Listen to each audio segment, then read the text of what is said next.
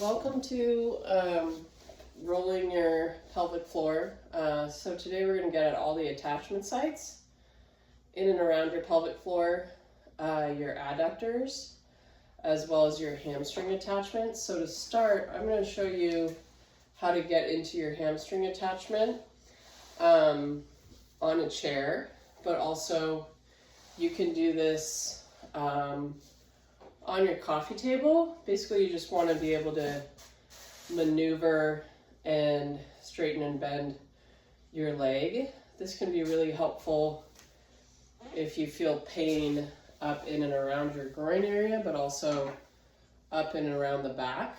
So to start, you're going to find your ischial tuberosity, which is commonly called your sits bone. So basically, just right under your glute, you'll feel your sits bone. And we're going to target to the inside of that. Okay, so we're taking a smaller yoga tuna ball and placing it right under your ischial tuberosity. And from here, I place the ball right under, you can see the ball's right here, right under my sits bone. And this is a great way to get into your proximal hamstring, where your hamstring attaches, but also where your hamstring meets your sacrotuberous ligament, which connects up into your sacrum. And if you have any pelvic floor issues, if you get pain in your pelvic floor, rolling these structures is really helpful. So once the ball is there, you're going to go ahead and lean to the right, as mine is right under my right ischial tuberosity, and just apply pressure and straighten and bend your leg. And I'm showing you in a chair, but I do really like using the height of a coffee table because you just can move your leg around it really well. So you're just going to straighten and bend your leg a few times to get into that attachment point. And slowly, I'm going to move the ball to the outside. So right now, the ball is placed right under my ischial tuberosity. Our first spot was to the inside of it, and now we're right under it. And here you're basically just coming into a hamstring stretch, a seated hamstring stretch, and you're going to go ahead and flex your foot and lengthen your foot. So here our foot's going into dorsiflexion and then plantar flexion, but really just for the sake of it, I'm flexing and extending as I lean my weight forward into it. And then when you're ready, you're going to go ahead and roll. I'm kind of rolling from my hip, but I'm rolling my whole hip in and out. And so if you experience anything like sciatica or any tightness or pain in your hamstrings, this is a really great way to floss the sciatic nerve and get more to the root of it.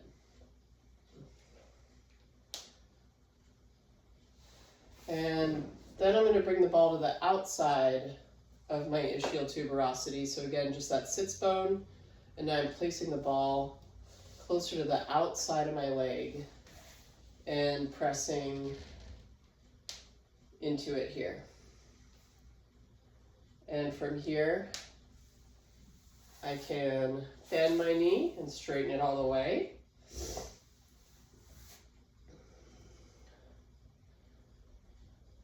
And I can, again, roll it in and out.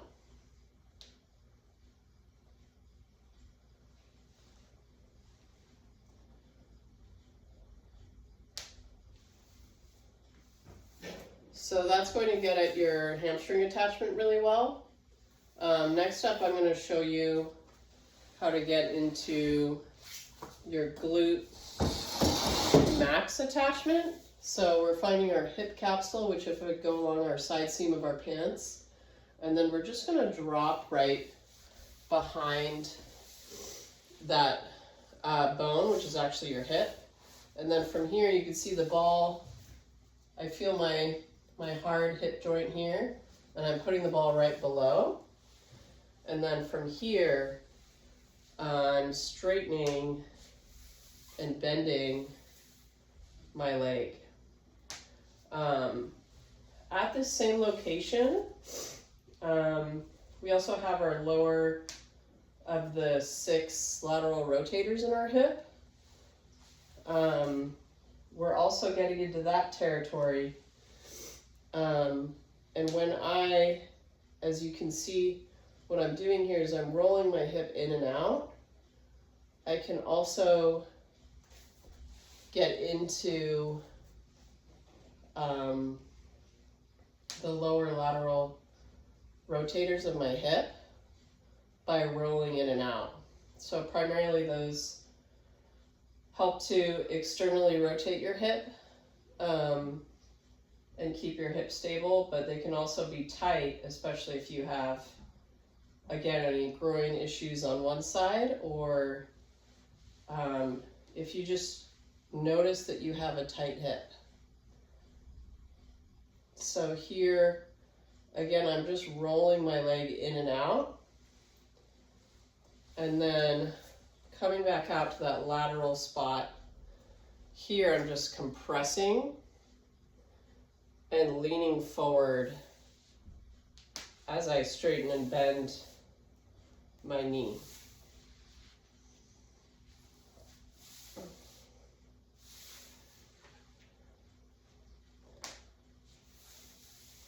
Okay, next up we have our adductor attachment. So you're going to need a yoga block for this one, and you're going to start on your left side to roll your right adductors. So the adductor muscle group is going to attach basically right at the base of your groin, so there is a big connection of your pelvic floor to your adductors. And the yoga block just gives you a little bit more leverage to press the ball into. So basically I'm putting the ball on top of the yoga block, and from here I'm pressing my right leg down but also in.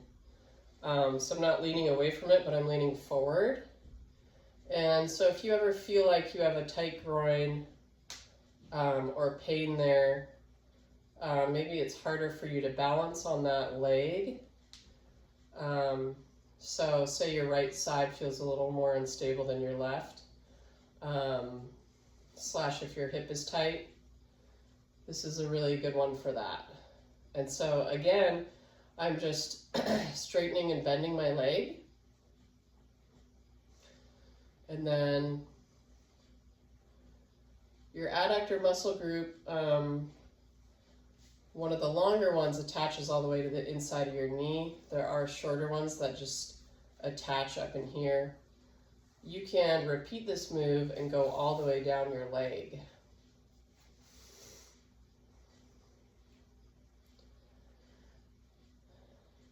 And then if I slowly move down, again, I'm rolling my right hip in and getting into the adductor muscle group.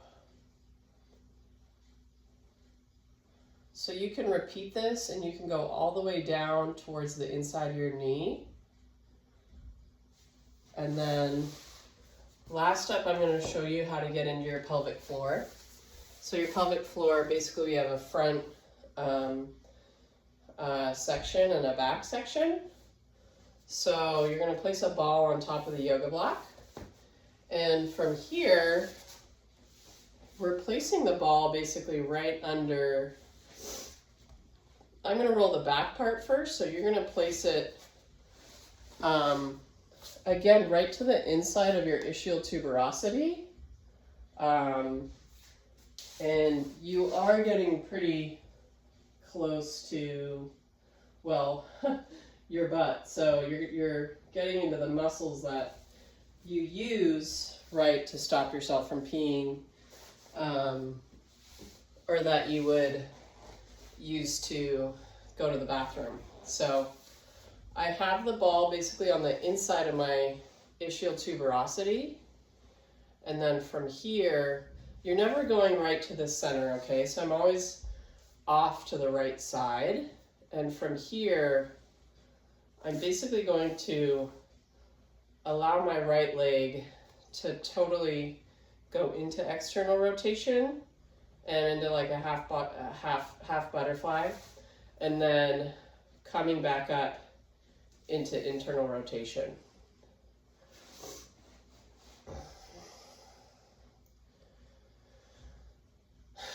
Your pelvic floor is pretty directly connected to your breath. So if I inhale and do a longer exhale, it's going to help relax those muscles and help let go. Releasing your pelvic floor muscles can also help you connect more to your core. So if my pelvic floor is tight, usually it's compensating for, I wouldn't say a weaker core, but a core that is offline or not directly connecting. So if you do an abdominal exercise, or if you have a hard time feeling your abs engaging, getting into your pelvic floor can help a lot. So after rolling the back part of the right side of your pelvic floor, we're going to go ahead and move the ball forward. So right where we were with the adductor groin placement when you were side lying, but now we're more in front. So almost basically right next to the muscles that help control going number one. Or if you sneeze and you feel like you have to pee, right, we're getting more into that muscle group. So again, finding the placement, I'm placing the ball right in front of my pelvic floor, and essentially I'm just off to the right side, so you're never going to put the ball right in the center, okay? You're going to keep it off to the right side, and again, I'm allowing my leg to go into a full one-sided butterfly, and then I'm bringing it through hip internal rotation, but also I'm leaning forward, and you will feel a hamstring stretch here. You're not necessarily getting into your hamstrings, but again, those hip issues, if you have a tight hip, can all be interconnected with these muscles. Okay, so you're going to go ahead and repeat that sequence on the left side, and I'll see you next time.